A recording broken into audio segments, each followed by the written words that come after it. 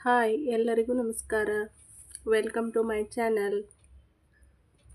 ನಾನಿವತ್ತು 4ನೇ ತರಗತಿಯ ಪಾಠ 3 ವನ ಸಂಚಾರ ಇದರ ಸಂಪೂರ್ಣ ಪಾಠದ ವಿವರಣೆಯನ್ನು ತಿಳಿಸ್ಕೊಡ್ತಾ ಇದ್ದೀನಿ. ಯಾರೆಲ್ಲ ಸಬ್ಸ್ಕ್ರೈಬ್ ಮಾಡ್ಕೊಂಡಿಲ್ಲ ಸಬ್ಸ್ಕ್ರೈಬ್ ಮಾಡ್ಕೊಳ್ಳಿ.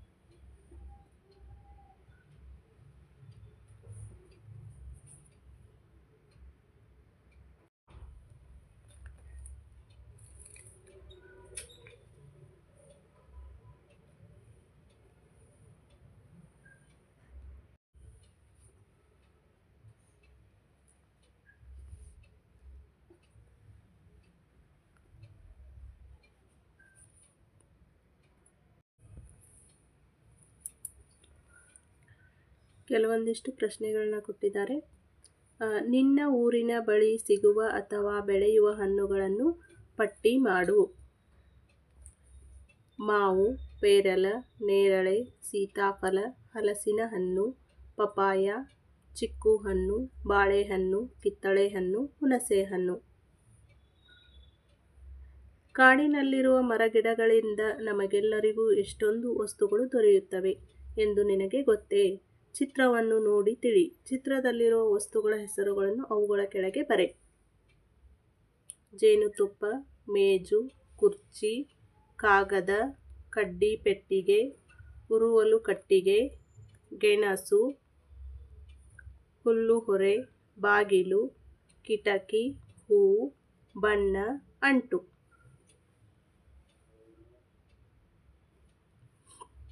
ಹಿಂದಿನ ತರಗತಿಯಲ್ಲಿ ಮರಗಳ ಬಗ್ಗೆ ತಿಳಿದಿರುವೆ. ನಿನ್ನ ಊರಿನಲ್ಲಿ ಬೆಳೆಯುವ 10 ಮರಗಳ ಹೆಸರುಗಳನ್ನು ಬರೆ. ಈ ಮರಗಳು ಕಾಡಿನಲ್ಲಿಯೂ ಬೆಳೆಯುತ್ತವೆಯೇ? ಹಿರಿಯರೊಡನೆ ಕೇಳಿ ತಿಳಿದುಕೋ. ಮಾವಿನ ಮರ, ಹುಣಸಿ ಮರ, ಬೇವಿನ ಮರ, ಆಲದ ಮರ, ತೇಗದ ಮರ, ಗಂಧದ ಮರ, ನೇರಳೆ ಮರ, ಹುಣಸೆ ಮರ, ಹೊಂಗೆ ಮರ, ಮತ್ತಿ ಮರ. ಸಾಮಾನ್ಯವಾಗಿ ನಿನ್ನ ಊರಿನಲ್ಲಿ ಕಂಡುಬರುವ ಹಾಗೂ ಕಾಡಿನಲ್ಲಿ ಕಂಡುಬರುವ 5 ಮರಗಳ ಹೆಸರುಗಳನ್ನು ಬರೆ. ನಿನ್ನ ಊರಿನಲ್ಲಿ ಕಂಡುಬರುವ ಮರಗಳು ಮತ್ತು ಕಾಡಿನಲ್ಲಿ ಬೆಳೆಯುವ ಮರಗಳು.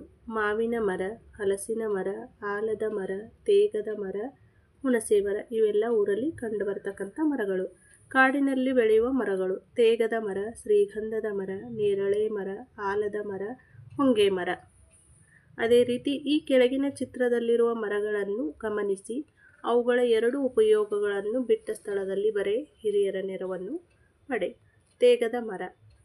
ಈ ತೇಗದ ಮರವನ್ನು ಪೀಠೋಪಕರಣ ತಯಾರಿಕೆಯಲ್ಲಿ ಬಳಸ್ತಾರೆ, ಆಟಿಕೆಗಳ ತಯಾರಿಕೆಯಲ್ಲಿಯೂ ಬಳಸ್ತಾರೆ.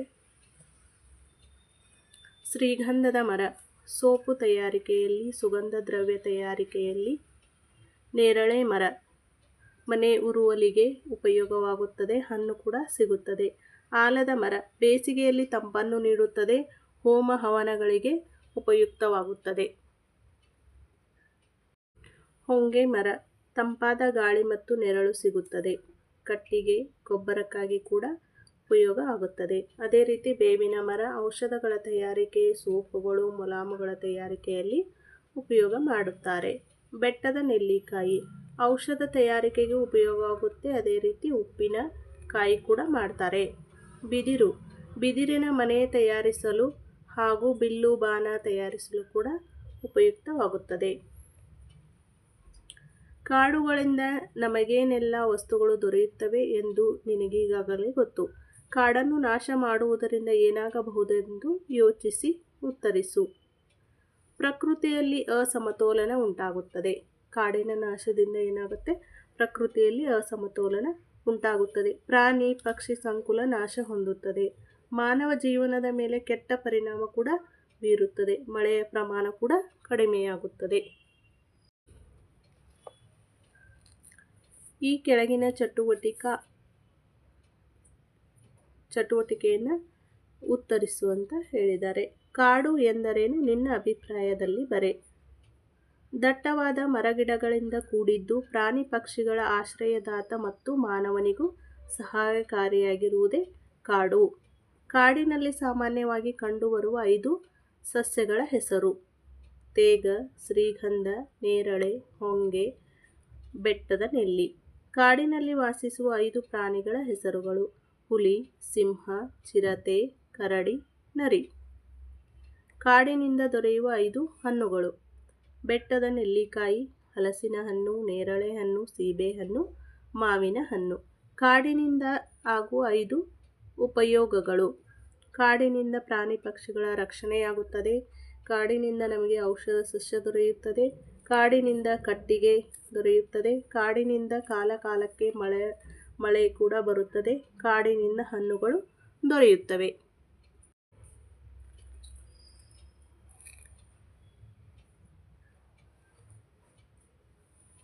ನಿನ್ನ ಶಾಲೆ ಅಥವಾ ಮನೆಯ ಅಂಗಳದಲ್ಲಿರುವ ಮರ ಅಥವಾ ಸಸಿಗಳನ್ನು ಪಟ್ಟಿಯಲ್ಲಿ ಬರೆ.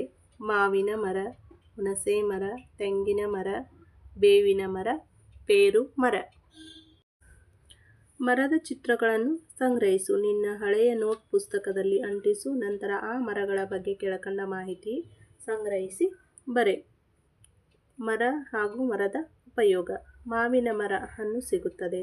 ಹುಣಸೆ ಮರ ಹುಣಸೆಕಾಯಿ, ಹಣ್ಣು, ಕಟ್ಟಿಗೆ ಕೂಡ ದೊರೆಯುತ್ತದೆ. ತೆಂಗಿನ ಮರ ಎಳೆನೀರು, ಕೊಬ್ಬರಿ ಇತ್ಯಾದಿ. ಸೀತಾಫಲ ಹಣ್ಣು ಸಿಗುತ್ತದೆ. ಗಂಧದ ಮರ ಗಂಧದ ಕಟ್ಟಿಗೆ ದೊರೆಯುತ್ತದೆ. ಅರಣ್ಯ ಸಂರಕ್ಷಣೆಯ ಬಗ್ಗೆ ಘೋಷಣೆಗಳನ್ನು ಬರೆ. ಕಾಡು ಬೆಳೆಸಿ ನಾಡು ಉಳಿಸಿ. ಹಸಿರೇ ಉಸಿರು.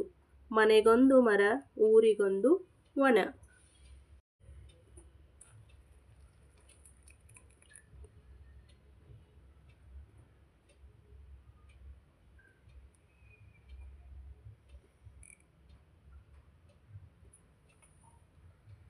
ಈ ಪಾಠ ನಿಮಗೆ ಇಷ್ಟ ಆಗಿದ್ದರೆ ಲೈಕ್ ಮಾಡಿ, ಸಬ್ಸ್ಕ್ರೈಬ್ ಮಾಡಿ. Thank you.